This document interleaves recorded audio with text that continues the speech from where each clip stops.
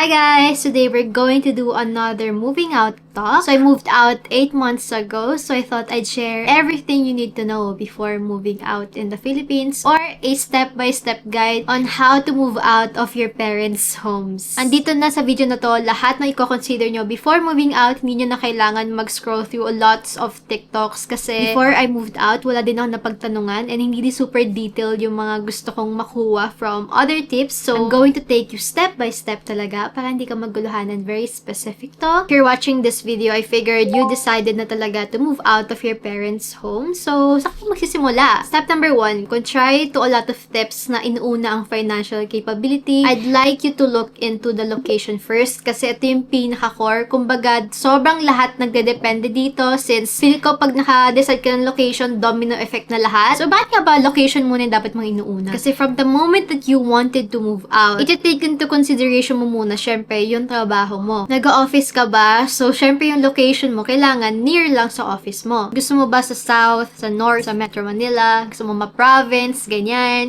Kaya din naman importante yung location kasi yung lifestyle that comes with it. So, for example, nakakita ka ng rent sa Makati ng 8,000 pesos. Pero alam naman natin lahat na mataas yung cost of living around that area. So, parang sabihin natin, magiging 20,000 lang yung 40 expenses. So, baka yung ratio ng ina-expect mo na expenses versus yung actual cost of living mo, hindi magtutugma sa finances mo. Baka mabigla ka, di ba? Location also means yung mga bills mo is hindi naman fixed throughout. Pansin na pansin ko talaga na malaki yung difference minsan ng cost ng Meralco or ng water kapag sa Metro Manila versus sa province rate. Kaya kahit makita mo sa mga TikTokers na ang Meralco lang nila is 1.6, hindi mo siya pwedeng gawin yun yung estimated cost mo kasi nga nagdidepende sa location na pinili mo yung monthly utilities na i-consume mo. Kaya ang pinakaunang step talaga is figuring out your location para ma-filter out mo lahat, para mas madali ka na lang mamili kung saan ka talaga punta. Environment means everything, kaya kapag nakapik ka na na location kung sa north ka, south, then the next step is hindi mo pa din intindihan yung finances mo kasi you're gonna look for 3 options ng unit mo. Since nakapik ka na locations, ang next step mo naman is maghanap na mismo ng apartment unit or kung gusto mo ba condo or okay na sa'yo yung apartment, gusto mo ba mataas na building, ganyan. Kasi by looking for 3 options, makakompare mo yung mga rent cost nila, yung condition mismo ng apartment. Kasi hindi ka pa naman magbabayad eh. Alam mo yun, nag-look ka pa lang, nag-research ka pa lang. So, prepare your non-negotiables and negotiables like yung location ng mismong apartment. Nasa subdivision ba siya? May sakayan ba ng bus doon, ng jeep, etc. Second naman, ang kailangan mo din ilista sa non-negotiable mo is yung size. So, sabihin natin na gusto mo 1 bedroom or okay naman sa'yo kahit studio unit lang. Kasi in my case talaga, naghahanap talaga ako ng malaking unit kasi yun yung kailangan ko eh, space mismo. Kasi sa dami kong gamit and kailangan kong libro. Pero hindi naman kasi lahat ng tao ganun yung non-negotiable. Then yung third mo naman i-consider is yung rent cost. Kasi sabihin natin, nakakita ka nga ng perfect location, perfect size. Pero yung rent cost, hindi naman pasok sa budget mo. So, doon papasok yung sabihin natin na ano yung i-compromise mo or yung isa-sacrifice mo. Sobrang favorite ka ni Lord pag nakita ka ng unit na ticks all your 3 boxes. Kasi for example sa akin, nakakita nga ako ng ganito kalaking unit, 1 bedroom. Yung rent pasok naman kasi in comparison talaga sa Metro Manila, yung gantong kalaking unit, sabihin natin 20k na to. Pero na-sacrifice ko naman is yung location. So kapag may kailangan ng mga errands na sa Manila pang office, sa mga main office doon, or may mga events, hindi yan nakakapunta most of the time kasi nga, sobrang layo neto and then sobrang mahal kapag pupunta ka palagi dun sa Manila. Pag na-check mo na yung 3 boxes na yun sa 3 options mo, ang next mo naman is yung flood-free ba siya, yung security. Ano pinaka-importante is, masaya ka ba sa options mo? So, na-cover mo na yung first few steps, which is, una, syempre, mag-decide ka mag-move out. I wanna move out! So, second naman, saan kaya ako titira? Saan location? I wanna go in Makati. Gusto ko ma-experience yung Salcedo feeling, ganyan. Eh, nakita mo yung cost of living ay 30 kyaw. So, syempre, medyo back away ka ng a little bit. Doon ka na lang muna sa, alam mong afford mo yung lifestyle, alam mong afford yung rent. So, sabihin natin, sige na nga, magla-Las Piñas na lang ako. Titingin ako ng mga unit sa Las Piñas, ng mga apartments, kasi ayoko masyado ng condo, takot kasi ako sa mataas eh. Nakakita ako sa online na 3 options na listing. So, tinignan ko each unit kung pasok ba siya sa budget ko, okay ba yung location niya, and yung space ba is right for me. Pag natapos mo na yung consider yung dalawang yun, next na tayo, pupunta na tayo sa pinaka talk about when moving out. out, which is yung financial capability mo. So, ang first step mo is complete your 1 month expenses nang wala kang ginagawa. Lahat ng ginagastos mo in 1 month. For example, yung mga kain mo sa labas, yung mga leisures o pagbibili mo ng anik-anik, kung may binabayaran ka ba like data, internet, health card, health insurance, masahe mo, pagkain mo, grocery mo. Pero wag mong titipidin bigla yung mga gagastusin mo kasi alam mong i-compute mo siya for the living out expenses. As in, nililista mo na talaga lahat ng ginastos mo. So, sabihin natin 5K. Then, mag-a-add ka na nung estimated mong rent sa 3 options. Sabihin natin 12K rent ng isa sa mga options mo. So, 5K plus 12K. Then, i-add mo na yung estimated bills mo according to your location, which is mostly yung Meralco, yung tubig, yung food mo. Tapos, itotal mo na lahat. Then, makikita mo na yung estimated 1 month expense mo kapag nag-move out ka. So, syempre, makita mo na yung reality kung afford mo ba or hindi mag-move out. Kasi, makikita mo naman talaga if kaya mo bang i-sustain ang pag-move out kasi hindi nagtatapos ang pagbabayad kapag nabayadan mo na yung 1 month advance, 1 month deposit. So, syempre, kailangan mo pang i-sustain yan. Kasi dati, nalilito ako, ano ba yung meaning na kung kaya ko ba siya financially? Like, paano ko ba masasabi? So, para malaman mo talaga, if ready ka na mag-move out, yung estimated mo ng 1 month expense mo, kailangan mo siyang i-times sa 6 kasi emergency funds na yan. 6 months to 12 months, ang pinaka-ideal na magsisave up ka for the emergency fund. So, bakit nga ba 6 months or 1 year? Kasi most of the renting or nagpapa-rent is merong 6 months lockout or 1 year lockout. Pero depende naman yun sa landlord. Doon ko lang na-realize na bakit nga ba 6 months, lagi na nasasabi 6 months. Yun pala na-realize ko kasi may mga kontrata talaga na lockout ka talaga for 6 months. Like, hindi ka pwedeng mag-move out, hindi ka pwedeng hindi na lang magbayad, bigla umalis na lang bigla. So, kaya kailangan mo talaga mag-ipon ng emergency funds kasi you have to at least, di ba, prepare if ever. Kahit naka-lockout ka, at least makakover mo yung sarili mo for a few months. But, ang aking motto is prepare for the worst, but expect for the best. Pero kailangan mo maniwala sa sarili mo na kaya mo yung i-afford. Trust yourself. Huwag ka papangunahan ng tao kasi kung kinumpit mo naman lahat ng maayos, nag-prepare ka naman ng maayos, then wala nang pipigil sa'yo. Kasi baka yung next na step na to ang makapigil sa'yo. Na joke lang. Kasi after mo mag-save up for the emergency funds, kailangan mo na mag-prepare for the appliances and furnishes sa iyong unit. Kasi akala ko talaga okay na pag may emergency funds na, then the rest will follow. Hindi pa pala. I have my full video here on how much I spent moving out here in the Philippines kasi doon mo makita mo lahat ng estimated cost mo for the appliances, for the furnitures, or yung mga kailangan mo for the first few months of moving in. Pero maganda naman doon, hindi naman siya isang bagsakan kasi ako, unti-unti talaga throughout the months and hindi ko isang binili lahat talaga na ano ka, Henry, ganyan. Especially kung hindi mo naman kailangan masyado ng furnishing, diba? Ang importante, meron kang induction cooker, refrigerator. Take things slowly. Kasi isa sa mga natutunan ko when I moved out is wala naman talagang perfect timing. Kailangan ko pa pala ng ganito. Ito muna yung gagawin ko. Kailangan ko pa pala bago. Step by step muna, kailangan mo muna i-clear yung first stage bago ka ma-overwhelmed. Again, magtiwala ka lang sa sarili mo na kaya mo and gagawin mo, kumbaga.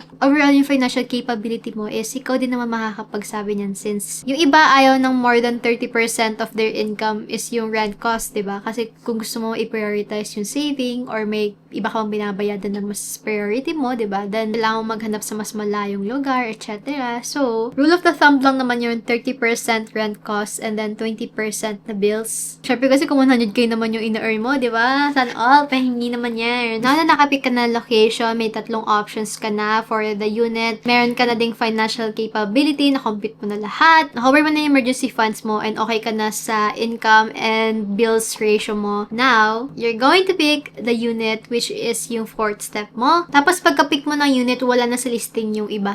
So, sa mga options mo, nakapili ka na ng winner. And ito na yung time ng seryosohan na tayo. Kasi, pupunta ka na sa landowner, pupunta ka sa mismo unit. Pinaka-importante is kailangan mong puntahan yung unit mo. Not because of the condition mismo lang ng unit, but you also need to scout around the area kung okay ba sa'yo. Like, malapit ba siya sa grocery? Malapit ba siya sa palengke? Malapit ba sa mga palondrihan? sakayan, etc.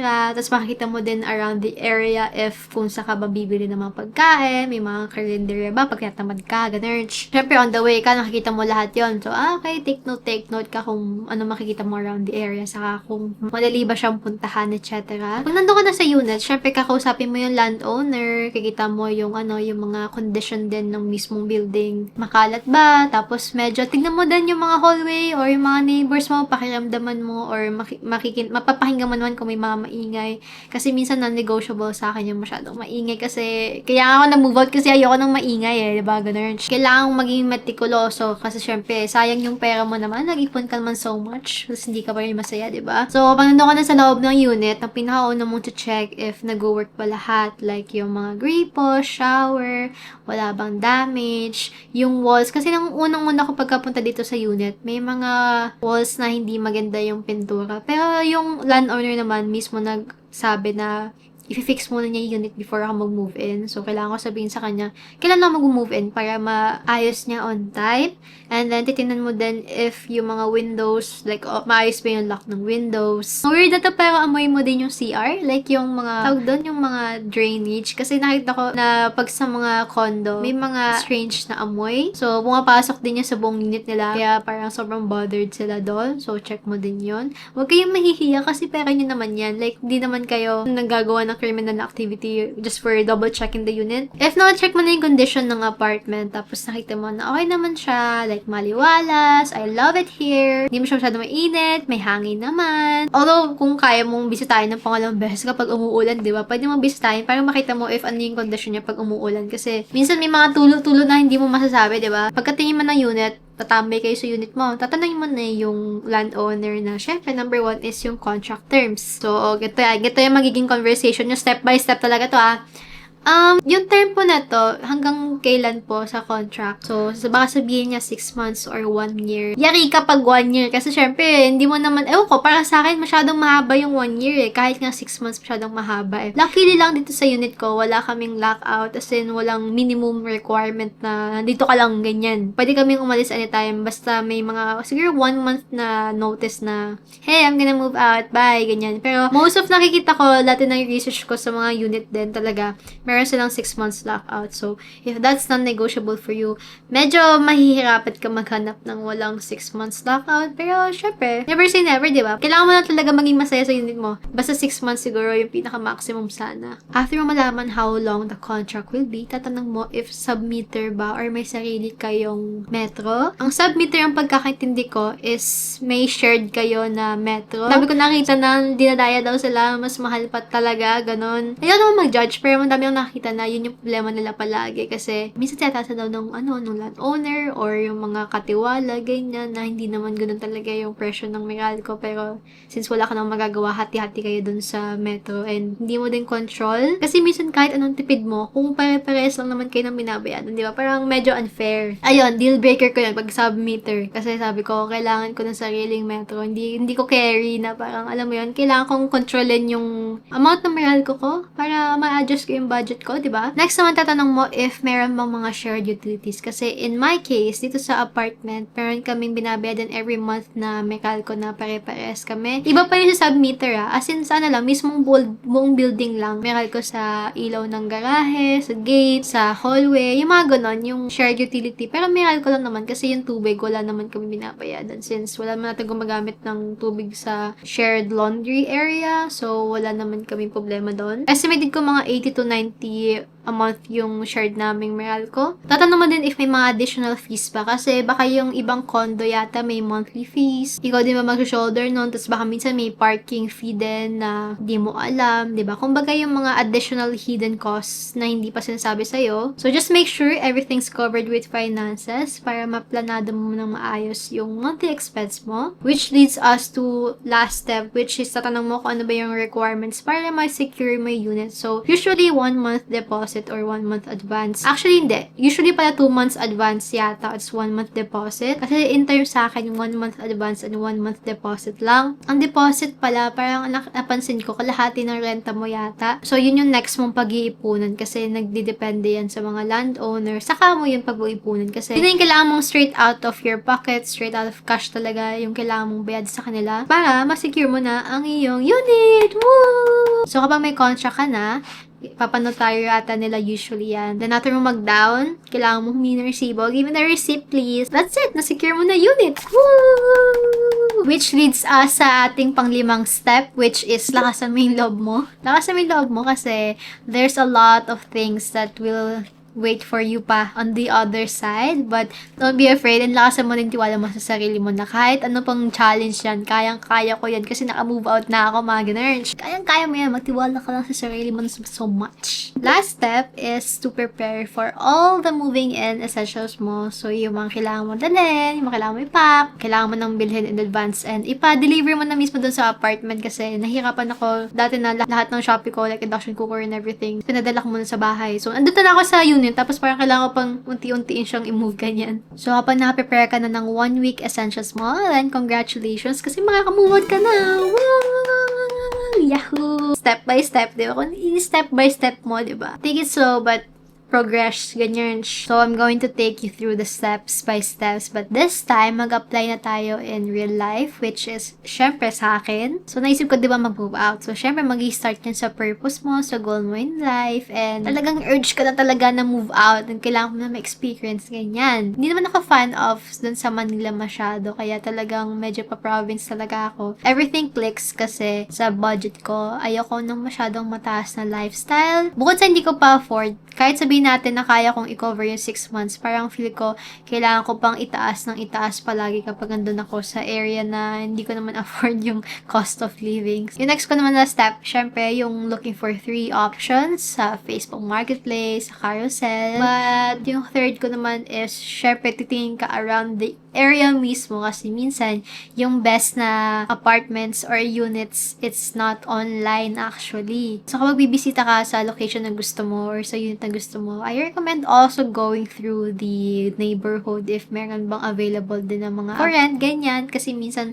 nakapaskil lang na for rent, ganyan-ganyan. Pero parang, hindi ko naman nakita sa Facebook to ganyan. It just so happens na meron na din talaga kaming kakilala dito around the area na alam yung magandang apartment. And also si Eman din naman na-test din niya. So, I was like, okay, this is a really good spot. So, naset na yung location sa unit. Kasi around that time, di pa available yung unit. Wala pang available. Pero parang may estimated na rent. Kaya lang kapag estimate ako ng gagastusin ko or yung financial capability ko, ngayon na nag-move out na ako, it works perfectly. Kasi na-estimate ko kagad kung magkano yung usual kong babayadan monthly, ganyan. And since nag-build na ako ng emergency fund actually, before pa ako nakapag-decide ng move out, hindi na naging problema sa akin yun. Kasi medyo assume meron na ako kahit hindi pa nakakita ng listing. Mas alam ko sa sarili ko in the future mag-move out ako kaya meron ako emergency funds agad. Ang hindi ako nakapag-prepare is for the appliances, furnishing, etc. Kaya hindi talaga isang bagsakan yun. Kasi nag-available na yung unit. Ayun, kinausap ko na yung landlord with the essentials or yung mga kailangan kong itanong na sinabi ko sa inyo kanina. Actually, 1 week lang yung naging usapan namin kasi parang sinabi niya bigla na wala silang reservation fee. So, ibibigay na lang doon niya sa iba if wala pa rin ako decision after a few days. So, wala talaga. Nagsettle na lang ako. Sige na nga, kailangan ko na bayada to. Like, wala pa akong 1 week mag-isip. As in, mga 5 days lang yata. Kasi parang, wala, pinapressure na ako niya. Pero, I love the unit. I super love the unit. Wala lang akong lakas na loob. Kaya, nilakasan ko na ng loob ko. Sabi ko, sige na nga. Baala na si Batman. YOLO! Ganun. Then, that's about it. Nakapag-settle na ako. Nakapag-deposit na ako. And I got the unit. Hindi ako nagpaalam sa magulang ko. Wala akong pinalam sa pamilya ko. Bigla na ako na-move out ng unti-unti. So, magpaalam kayo. Ayun, kaya I was also making this video just in case na you also needed like some guide or steps kapag wala kayong makausap about paano ba talaga mag-move out. You can also ask me in the comments if you have additional questions. Huwag lang yung personal masyado naman So, that's everything that I did in order to move out. I hope you guys enjoyed this video and sana nakatulong to in any way, shape, or form. Congrats for thinking of moving out kasi that's one step to freedom. And yun, let me know kung na-move out na kayo and I will congratulate you. Sobrang naman so much akong happy for you if ever. Let's go! Congrats!